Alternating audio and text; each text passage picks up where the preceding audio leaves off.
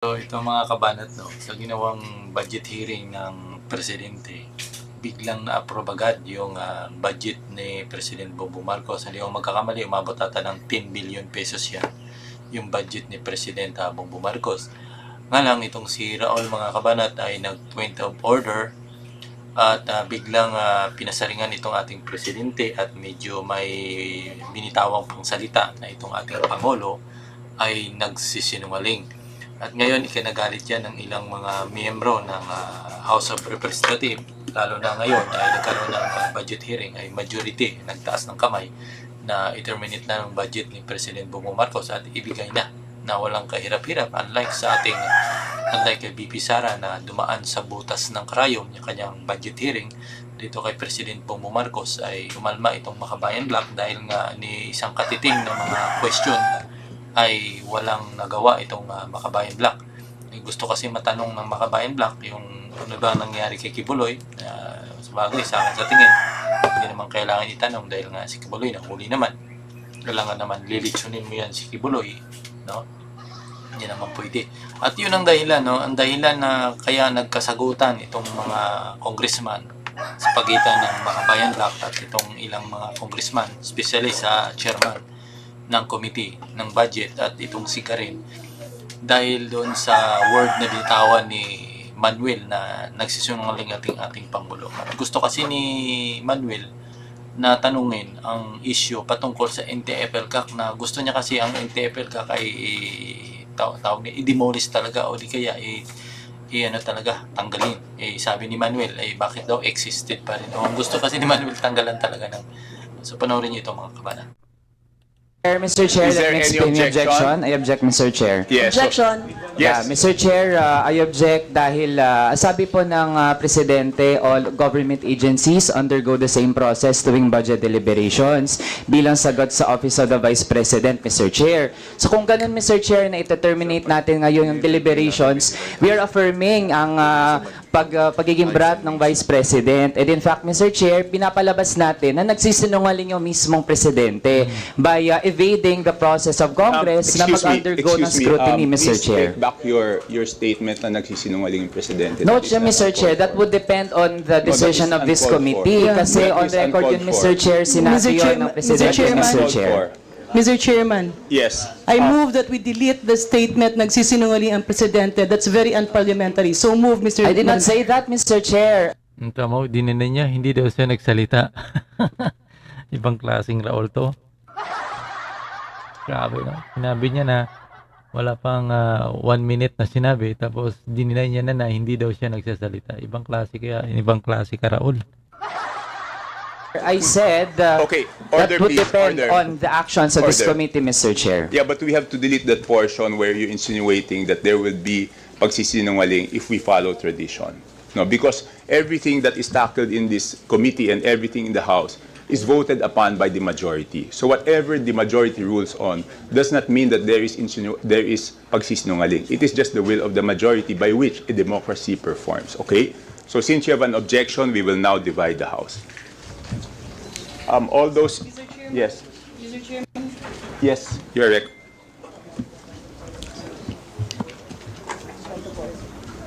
Mr. Chair. Paki-off sandali. Mr. Chairman, there are two pending motions. So we are tackling the first motion, just to be clear. Point of order, Mr. Chair. Yeah, one motion at a time. Thank you, Mr. Chair. The first motion is the motion of the Vice Chair, Congresswoman Ching Bernos, to extend the parliamentary courtesy and terminate the briefing of the budget of the Office of the President. All those in favor, please raise your hands. Please have a hand count. In favor.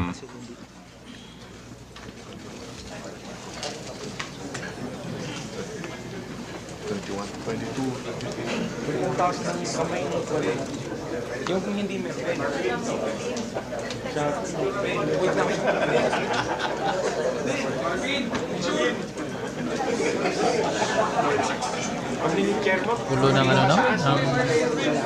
Napansin ko.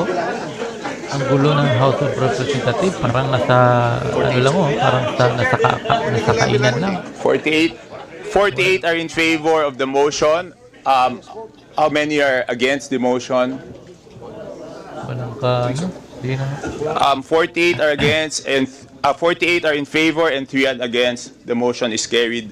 The budget of the office of the president is hereby. Point of order, Mr. Chair. Yes, what is the point of order? Yes, Mr. Chair. Mr. Chair, Section 104, questions of privilege, Mr. Chair. Questions of privilege are urgent matters directly and indirectly and principally affecting the duties, conduct, rights, privileges, dignity, integrity, or reputation of the House of its members, individually or collectively, subject to 10-minute rule. Every member has the right to raise a question of personal or collective privilege, Mr. Chair. Gusto po naming makapagsalita, gusto po naming makapagtanong mula sa Makabayan Block dahil meron po kaming mga krusyal na tanong kaugnay dito, like the foreign policy, like the Kibuloy issue, like the unprogrammed appropriations issues, Mr. Chair. So, Mr. Chair, pwede po bang mag-ruling kayo doon muna, Mr. Chair? Yes, the chair will rule on the point of order. No? According to Section 105, the definition is correct.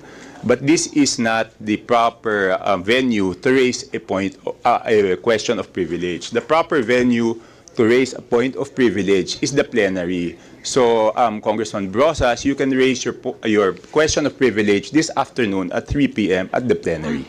Mr. That is Chair. the ruling of the chair. Mr. Chairman, I have a Mr. pending Chair, I'm motion. appealing. Point of order, Mr. Chair. I have a pending motion that should be ruled. Hold on. So the chair has ruled on the point of order. Yes, Mr. Chair. I am appealing, Mr. Chair, kasi sinasabi po natin na kailangan sa plenary. But Mr. Chair, ang rules naman natin ay for all, Mr. Chair. So, we are appealing from the Makabayan Block na makapagsalita po at makapagtanong. Point Kasi of po- order, Mr. Chair. I have a pending motion. She has the floor. We will let her finish, then I will recognize Congressman Jarin. So we will let Congressman Brosas finish. Yes, Mr. Chair. I am appealing to the Chair, Mr. Chair, na baguhin naman na magkaroon no, ng mga questions dito sa Office of the President, Mr. Chair. Gusto pong malaman ng taong bayan yung mga tanong na ito. Gusto po namin makapagsalita dito, Mr. Chair. So, Mr. Chair, can you rule on this also, Mr. Chair? Okay, as previously ruled by the chair, the proper forum for the question of privilege is the plenary. So I would like to recommend to the Honorable Arlene Brosas that if there is a question of privilege, to raise it this afternoon at 3 p.m. Mr. Chair, So the that is the appeal... That is the ruling of the chair, and that is the ruling on the appeal. Mr. Chair, Anyway, the appeal is subject for voting, Mr. Chair. No. The Congressman Brosas, wait, there is a pending motion. Now that I have ruled on your point of order, I will go back first to the pending motion of Congresswoman Garin. Mr. Chair. Yeah, Mr. Chairman, allow Hold me on, to hold on, reiterate. Okay, Mr. Chair. Sandali po. Sandali po. Kasi kayo, kanina, Mr. Chair, you have, you asked for the votes. Opo. Noong mga nag-approve, Opo. terminate the, Opo. and we object. Can you give us time to explain our vote why we object, Mr. Chair? Teka po, sandali lang po. I will recognize first Congressman Garin, and then we will get back to you. Yes, Congresswoman Garin. Thank you very much, Mr. Chair. Allow me to reiterate my prior motion that the statement of the Honorable Raul Manuel, specifically the terms pagsisinungaling, be deleted from the records. There is a motion. Is I there any object, second Mr. to the Chair, and allow me to explain my objection. Again, kung babalikan natin yung Point records, of order, Mr. I Chair. did not I have a claim. pending motion. Wait. Okay. Hold on po. So there is a pending motion. Is there any second to the motion? Is there any objection? Okay. Now we will divide the House. Secretary, please count. First, Mr. Chair, allow me to explain the objection Point before of we order, proceed to Mr. the Chair. vote, We Mr. need to Chair. divide the Even House. in We are plenary, not in the we count the plenary. votes first. Okay? Sige po. Please raise the hands of those in favor of the motion.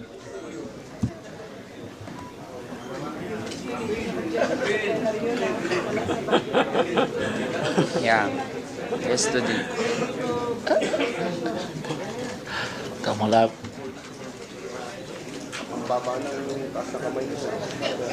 Gulot. Kumbaga sa salitang Bisaya, gagulutok sila, no? Nagsiksikan sila sa loob ng maliit lang na ano nito. Napakaraming media, napakarami nilang ano. Maliit lang yung space pala nitong ano nito.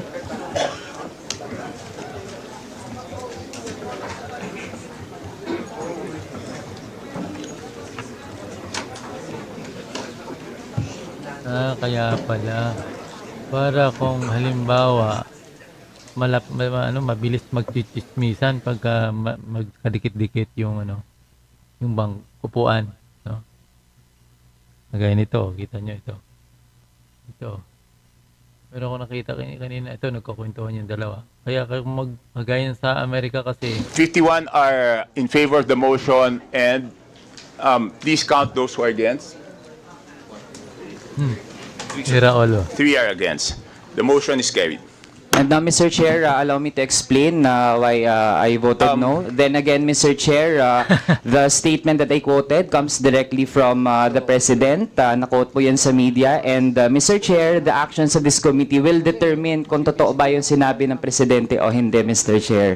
Again, we want all agencies to undergo the fair process. So supposedly naman, kung aprubahan din naman eventually yung budget, then dapat masagot lang po yung mga tanong, Mr. Chair. Point Ang of dami pong order, mga Mr. Chair. We have hinahanap already na decided mga sagot that is ng moot and academic. mamamayan, Mr. I Chair. therefore move. Wait, hold on. Let us let Congressman Manuel proceed. Yes, Mr. Chair. Kasi nga hanggang ngayon nag-exist pa rin yung National Task Force LCAC, which has already been the target, Mr. Chair, of Point of calls order, for Madam abolishment, Chair. Mr. Mr. Chair. Pero isa Hold ito on, sa mga grave Congressman questions na Gary, let dapat us- sana na It's pag-uusapan not an natin. issue that's being Mr. discussed Chair. now, Mr. Chair. Yun yung mga issues na gusto nating matanong, Mr. My Chair, but we point are of order, deprived Mr. Chair. of the The Honorable opportunity Manuel because is of these discussing proceedings. matters. Point of order, Mr. Chair. He's out of order. We're not discussing NTFL here. There was a motion that we terminate the budget briefing of the Office of the President. Duly seconded, objected, voted upon. I therefore move, Mr. Chair, that we go back to what is the agenda of this House. That has been terminated, duly seconded. I therefore move that we suspend consideration of the budget Mr. Chair. until Wait, 1:30 session this is afternoon. suspended. So moved. Suspended. Chair,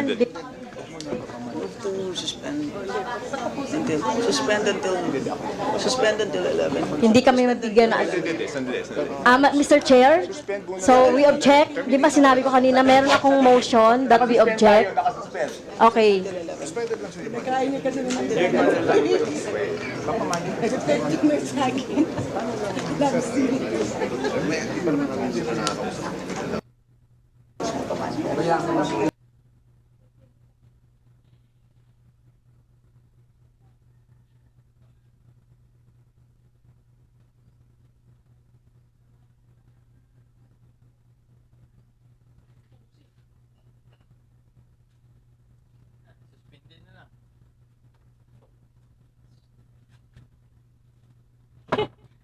Suspended yung nila dahil ang gulo, no? Hindi sila magkaintindihan, mga kabanat.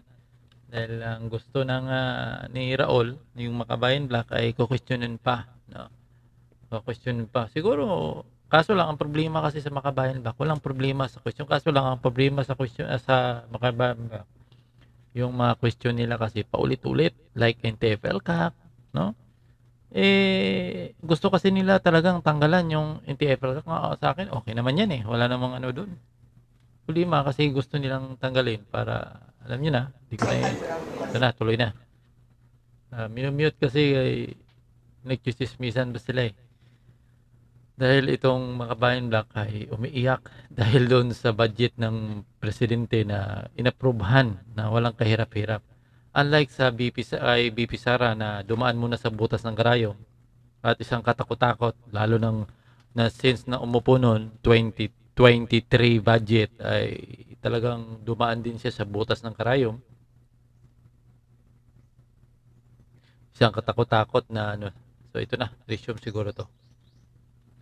Mr. Chairman, with due courtesy to the Honorable Manuel, because I believe they would like to have a manifestation, I move, allow me to withdraw my motion to suspend the budget briefing, and it's until 1:30. So I therefore I withdraw that motion, Mr. Chair, to allow the quick manifestation of the Honorable Manuel. Yes, but before I allow the Honorable Manuel to make a quick manifestation, again, I will state that the statement of the Honorable Manuel, wherein he said something like the actions of the committee will reflect on the President, does not follow, because we're a co-equal branch of government, and the President cannot dictate on this committee or in each congressman the wills of each congressman. And whatever happened here today is the will of the majority. So I just want to clarify that. May panalong celebration for every 5 minutes.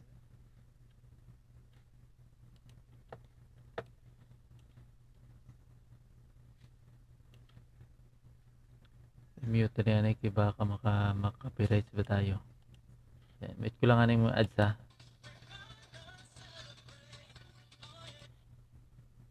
Tapos na pala yun mga kabanat. Hanggang doon na lang pala yung video. No? Doon na lang yung video yung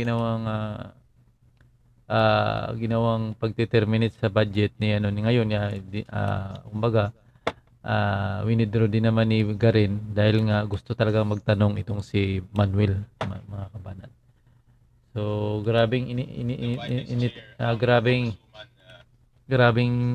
init ng ulo nila dahil nga yun nga nangyari gusto pa rin magtanong nga lang